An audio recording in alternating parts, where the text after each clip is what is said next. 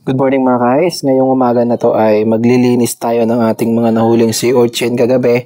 Kung maalala nyo nga mga guys ay pinakita ko nung nakaraang video ko na nanghuhuli tayo ng sea urchin. Kaya naman ngayong umaga ay kagad tayong nagkape tapos ito na kagad yung ating inasikaso. Kaya naman mga guys, let's go. Simulan na natin ang ating paglilinis ng sea urchin. Tamang-tama nga mga guys kasi nga ay high tide ngayon at ayan ang area namin mga guys. So, yung banda doon sa may dulo, yun yung Q Beach.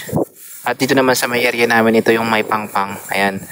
Tama-tama mga guys dahil mas mabilis linisan aring sea urchin or yung swaki kung tawagin dito sa atin mga guys, no.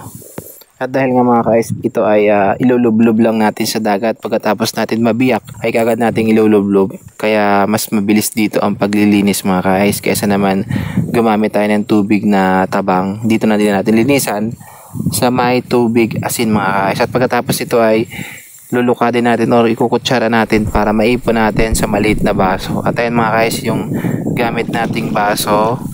Nga palang swaki mga guys, kapag gabi ay talagang nagsisilabasan sila, lalo na kapag unang dilim. Ayan mga guys, napakarami nila sa gabi. Mas mabilis sila hanapin sa gabi basta may dala ka lang na diving flashlight mga guys, as magdala ka ng malaking basket. Unlike sa araw mga guys, kung maghahanap ka ng swaki ay sadyang halos hindi mo sila makikita kasi nagko-camouflage sila. Meron silang binabalot nila yung sarili nila sa parang nag-iitsura silang bato mga guys. Ayan. Kaya medyo mahirap hanapin ari sa araw mga guys. At mas mabuti na sa gabi natin ito hahanapin. At syempre tulad nga ng sinabi ko kanina, itong mga sea urchin or tuyom na nililinisan natin mga guys, ito yung nahuli ko nung nakaraang gabi na kung saan ay bumunta ako sa gilid mga guys. At ito na lang yung hinuli natin or hinarvest natin. At ang gagawin natin ngayon mga guys ay pagkatapos natin na matanggal yung kanyang laman ay hindi muna natin imumukbang kasi yung iba ginagawa nila ay nilalagyan lang ng kalamansi, suka tapos kinakain na. Medyo alanganin ako dito mga guys, so wala ako sa trip ngayon kumain ng ganoon. So ang trip natin ngayon mga guys ay igigisa lang natin siya sa sa sibuyas tapos lagyan ng konting pampalasa. Tapos imumukbang natin mga guys. At ayan, halos nakailang piraso na rin tayo. Then pagkatapos nito ay akyat na tayo sa taas mga guys para ma-prepare na natin yung ating pagluto. At syempre ganyan ka simple lang mga guys kapag nililinis itong swaki. Ayun, pagkatapos mo mabiyak ay mo lang, iwawaswas mo lang sa may dagat. Ay nagtatanggalan na yung mga lumot niya at saka yung kinain niya. Kapag ganyan mga guys, medyo payat yung swaki. Yan, medyo may mga itim-itim sila. At kapag mataba naman, ayun yung talagang parang kulay itlog yan, oh. Yung dilaw na dilaw siya. Ayan mga guys, kaya naman ay for the first time ay naghanap tayo ng mga ganitong klaseng seafood mga guys para naman mas tikman natin. Kasi syempre bihira din tayo umuwi ng probinsya.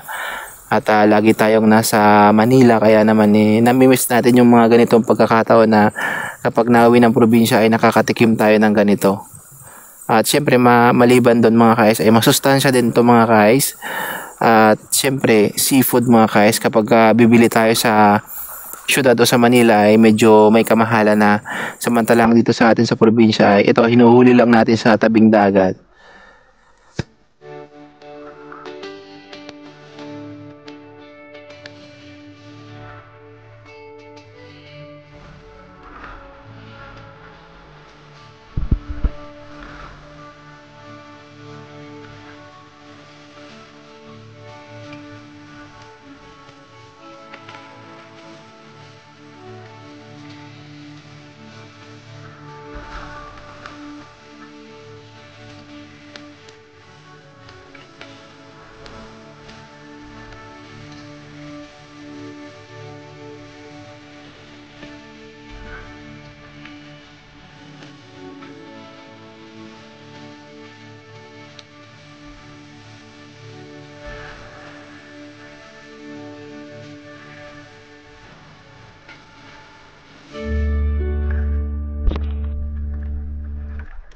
At ayun mga ka-ice, natapos na rin natin linisan itong ating mga nakuha na suwaki mga guys. At ngayon ay high tide, medyo malaki ang dagat oh. Ayan. Sarap mag-swimming, magdala ng malaking troso doon sa gitna mga guys, or magbangka, ayan, o mag-boating. At ayan, ito yung mga ano natin na ipon na swaki. Check natin mga guys, ayan. So, let's go. Kalahating tasa ng kape. At syempre nakapag-prepare na agad ako ng sibuyas, bawang, tapos ginasa natin mga guys, ayan. So, ganyan yung kanyang itsura. Napakakulit lang. Siguro ang suwakin na natin na biniak mga guys ay siguro mga 7 hanggang 6 na piraso lang. Pero marami na rin siya mga guys. So, ayan makikita nyo. So, ang ginagawa ko ngayon ay ginisa ko lang siya sa sibuyas, bawang. Tapos, dapat lalagyan ko ng mga guys, kamatis. Check natin kung anong lasa. Pero, yan lang talaga. So, hindi ko siya hinaluan ng kung anong panglahok, tapos ginisa ko lang. Tapos pinainit ko lang ng konti mga guys, niluto ko lang yung kumbaga pinaka-caramelize ko lang yung sibuyas sa bawang, tapos saka ko na siya nilagay. Ayan, then pagkatapos yan mga guys ay ayan. So ganyan lang siya karami, parang lang sardinas. Ayan, so lagay natin sa maliit na lagayan. Tapos sarap mga guys, naamoy ko yung yung amoy ng parang amoy ng recognize ko sa amoy ng tuyom, or dito sa amoy ng suwaki kapag ginigisa.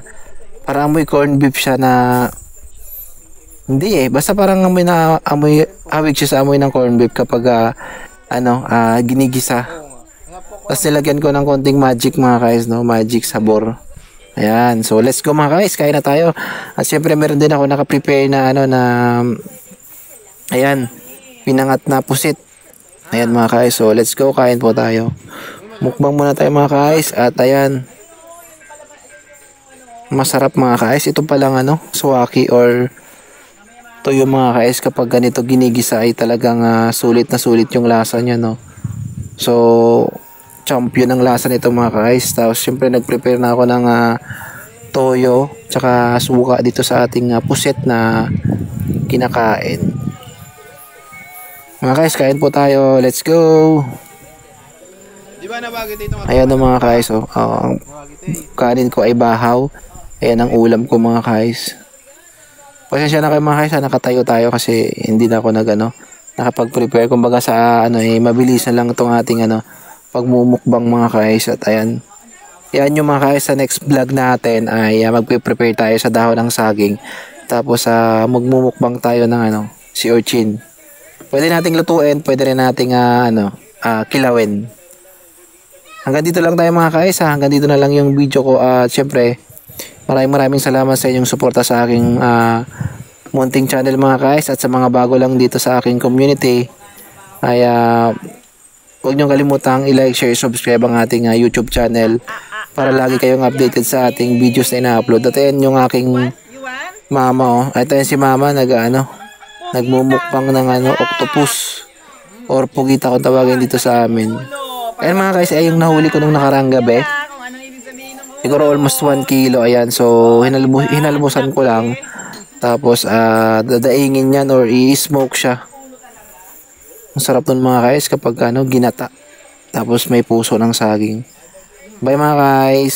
Salamat sa inyong panonood.